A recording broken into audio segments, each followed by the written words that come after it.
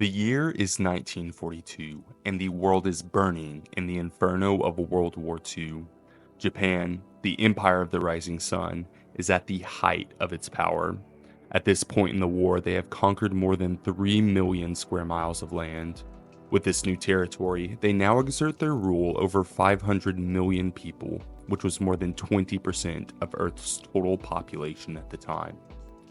Now, much ink has been spilled over the past 8 decades describing the events of the Second World War. But exactly how did Japan claw their way to power in the first place? And what drove the Japanese people to embark on such a brutal conquest? Today, we are exploring the birthplace of the venerated samurais and their evolution from an isolationist nation into a military superpower. Setting the stage for the Meiji Restoration is the Industrial Revolution and the ascendancy of Europe and the United States. With the newfound wealth and technology developed during this period, these powers are able to dominate other nations that are not able to keep up. The key to this is their construction of huge navies, one of the most expensive endeavors that a nation can take on. Fleets are important both for trading and military power if you want to go anywhere further than your closest neighbors. However, a problem arises in that ships are extremely costly to build, maintain, and deploy. They use vast amounts of resources, they constantly wear down, and are extremely vulnerable in the sense that it is relatively much easier to lose a ship than an infantry division. A ship is a huge target in a fight that moves and maneuvers slowly. It can sink in a storm, get lost at sea, or simply lose function due to improper maintenance. Looking at you, Admiral Kuznetsov. However, with infantry, these scenarios are either impossible or much easier to avoid. Adding to the danger of having a naval fleet is the fact that they can be a huge political and morale risk if they are lost. Indeed, one of the death tolls for the Russians in the Russo-Japanese War was the loss of their Second Pacific Fleet in the Battle of Tsushima. They had other struggles during the war, but this loss in particular was viewed by its European peers as not just a black eye, but an open, festering wound. This also had a palpable effect on the morale of the Russian ground forces, and they capitulated mere months later on terms favorable to the Japanese. Despite these risks, the benefits of fielding a modern and capable navy were undeniable, especially for an island nation like Japan. In the early and mid-19th century, the West used their powerful armadas to impose their will on the coastal regions of the Far East. After the Opium Wars, the British and French empires established the treaty port system, which forced the previously isolationist China to trade with the Western powers. This system also allowed them to set the tariff rates that they paid to China, and, more strikingly, it bestowed the right for British and French citizens who lived in these ports to be held not to the Chinese legal system, but to their own national laws. China, not able to defend their ports, endured under this system for decades, with a total of 6 treaty ports eventually being established. This series of events sent alarm bells ringing through Japan. Throughout their history, China had always been the dominant cultural and military force in the world, which began to wane and now had been shattered with this new development. The Japanese knew that if the West could do this to China, they were hopeless against such odds. And in 1854, they were proven correct when America's black ships, commanded by Commodore Matthew C. Perry, anchored at Tokyo. Here, they made the same demands of the Japanese that the British and French had made of the Chinese. Reluctantly, Japan had no choice but to give in.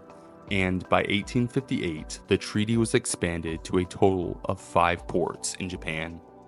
The Japanese, however, were a very shrewd people, always looking to take in useful attributes from other cultures, which, up until this point, had mostly come from China.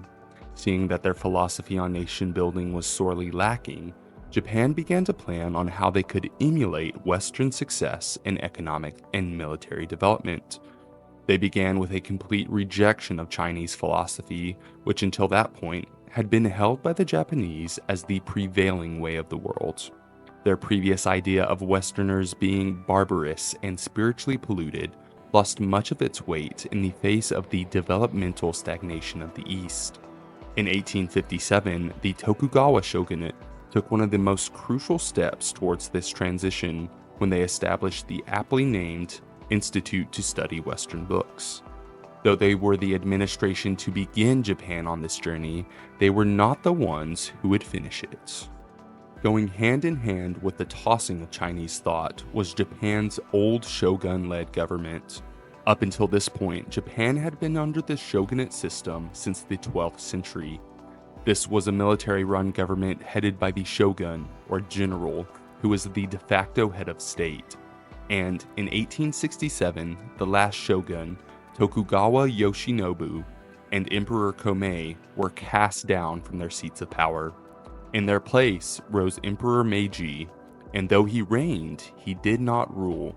The real power fell equally into the hands of both the military and, for the first time, civilian institutions that blossomed during this period.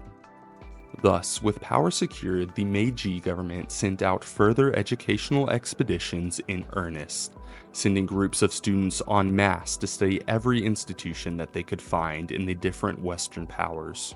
This included law, finance, science, government policy, engineering, business, and everything else in between that would be beneficial to the functioning of a modern society.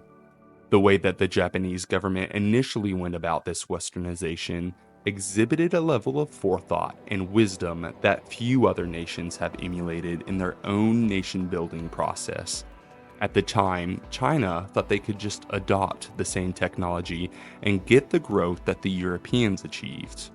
But the Japanese realized that technology and industrialization were not the reason for Europe's prosperity, but rather the reward of the institutions that the Europeans had built and developed over centuries. They recognized that in order to reap the harvest, they needed to cultivate the garden that produced it. One great step in this direction occurred in 1889 when they drafted the first constitution. This included an elected cabinet of ministers that formed the Diet, which was led by a prime minister and convened for the first time in 1890. The government was still led by the emperor, but just as in years past, he did little more than to serve as a legitimator of the administration and power. While the cabinet was a great leap forward for the better representation of the common man, it was also tainted by the influence of oligarchs, who often also held the role of prime minister. These oligarchs served as a crucial intermediary between the civilian government and the military. However, with no clear avenue of succession, as these oligarchs began to die, they left a hole in the government that the military swiftly reclaimed, since the Constitution had many loopholes that could be taken advantage of. Another great achievement of the period was the evolution of the financial sector. In 1882, the government established the Bank of Japan, and along with it, a westernized criminal code to support its new financial ambitions. The creation of the bank allowed for a much better control of the economy that enabled the government to steer the nation's assets towards its long-term economic development goals. In the 13th century, the Japanese GDP per capita had been about 75% of the United Kingdom's. From there, it had declined and hovered close to half of the UK's economy between the years of 1450 and 1600.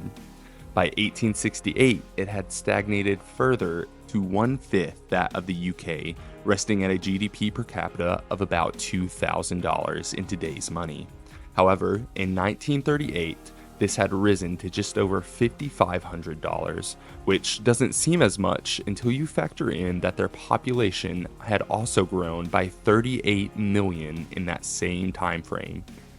This explosion of wealth creation set Japan in the perfect position to expand its military. However, this was no longer the age of the samurai where you could just fill your ranks with groups of farmers that only needed to take orders.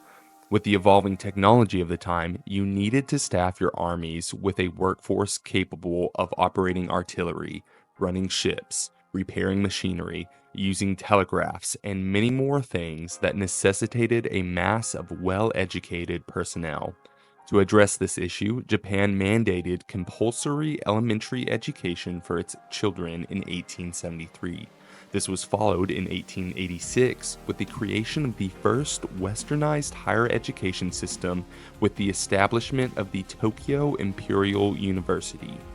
Aside from education and economy, Japan also began radical changes in its military.